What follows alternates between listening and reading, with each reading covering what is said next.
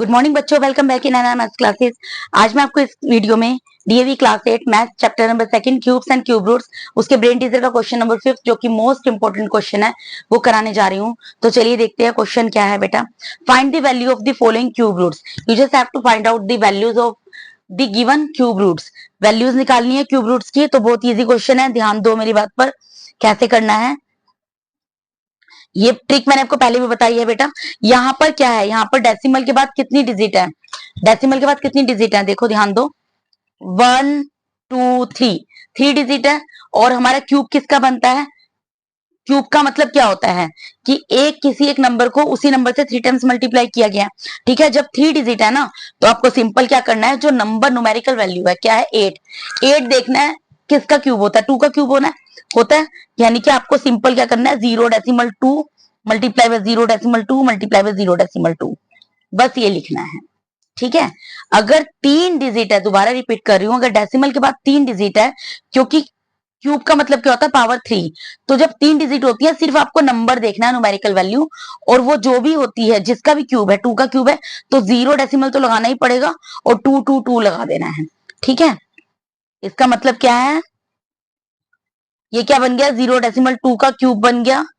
जब इसको सोल्व करोगे क्यूब से क्यूब रूट कैंसिल हो जाएगा, आंसर क्या आ जाएगा 0.2।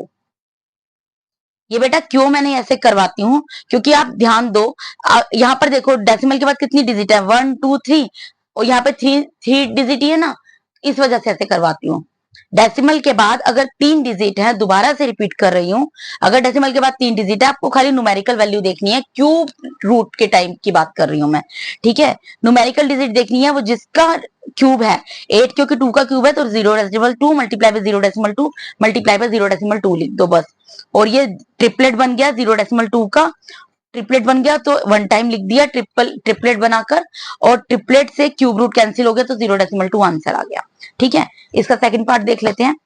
सेकंड पार्ट में क्या है, जब भी इस तरीके से दिया हो, मैंने आपको क्या बोला था, न्यूमरेटर को अलग लिख दो, क्यूब रूट ऑफ 64 अपॉन 1331 को सोल्व करना है, तो इसको मैं क्यूब रूट ऑफ 64 अपॉन में क्यूब रूट ऑफ 1331 लिख सकती हूँ।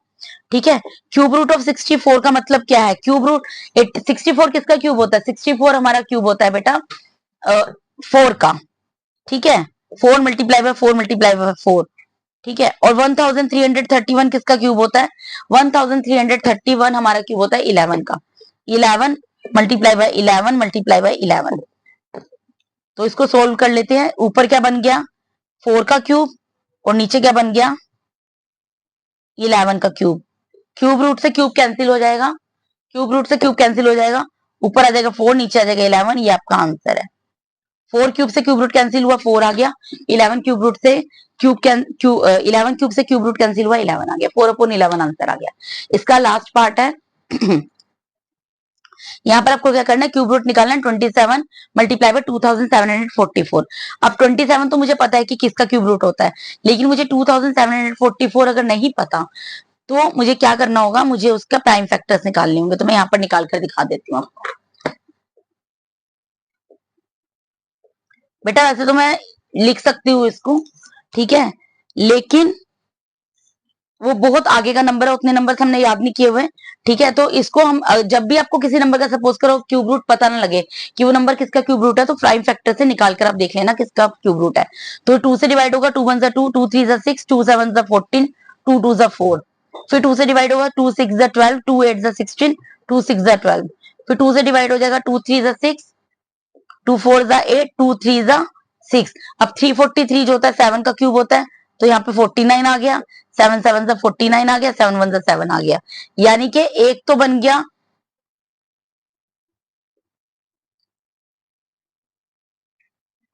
एक तो यहाँ पर बन जाएगा हमारा, क्या बनेगा 2 का ट्रिपलेट, एक बन गया 7 का ट्रिपलेट। ठीक है, अब इसको सोल्व करते हैं बेटा एक ही क्यूब रूट में लिखनी है ना सारी वैल्यूज। तो 27 किसका क्यूब रूट है 3 का, तो 3 मल्टीप्लाई बाय 3 3 टाइम्स लिख दिया। उसके बाद जब मैंने इसके प्राइम फैक्टर्स निकाले तो मेरा यहाँ पर एक तो 2 का ट्रिपलेट बन रहा है, एक 7 का ट्रिपलेट बन रहा है, तो पहले तो लिख कर दिखाना पड़ेगा। 2 multiply by 2 multiply by 2 multiply by 7 multiply by 7 multiply by 7। यहाँ पे एक 3 का ट्रिपलेट बन गया, एक 2 का ट्रिपलेट बन गया, एक 7 का ट्रिपलेट बन गया।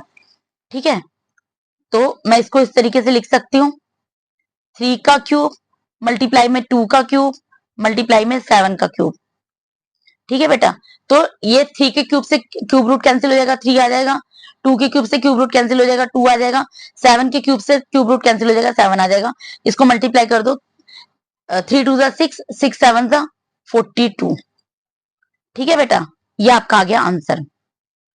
2744 वैसे 14 का ट्रिपलेट है, लेकिन मैंने आपको फिर भी करके दिखा दिया इस वजह से कि अगर बाई चांस आपको याद ना हो तो आप इस तरीके से प्राइम फैक्टर्स निकालकर पता लगा सकते हो कि वो किसका ट्रिपलेट है। ठीक है, तो बेटा इसके साथ ही मैंने यहाँ पर आपको DAV class 8 maths chapter number 2 cubes and cube roots उसके ब्रेन टीजर का question number 5 I am repeating once again, this is most important question from this brain teaser. ठीक है, तो इसको फोकस कीजिए, प्रैक्टिस कीजिए। ये कंप्लीट करा दिया है। अगर आप मेरे चैनल पे नए हैं तो काइंडली मेरे चैनल को सब्सक्राइब कीजिए। अगर आपको मेरा टीचिंग मेथड अच्छा लगता है तो मेरे वीडियोस को ज्यादा से लाइक कीजिए और अपने फ्रेंड्स के साथ शेयर कीजिए। अगर आपको किसी तरीके का कोई डाउट है तो आप कमेंट बॉक्स में अपनी क्वेरी पुट कर सकते हैं, मैं उसको डेफिनेटली सोल्व करूंगी। और one more thing again I want to tell you, अगर आपने अभी तक बेल आइकन को प्रेस नहीं किया तो काइंडली बेल आइकन को प्रेस कीजिए ताकि मेरे आने वाले वीडियोस का नोटिफिकेशन आप लोगों को टाइम टू टाइम मिलता रहे। ओके बेटा, thank you so much once again for watching my YouTube videos. Thank you so much.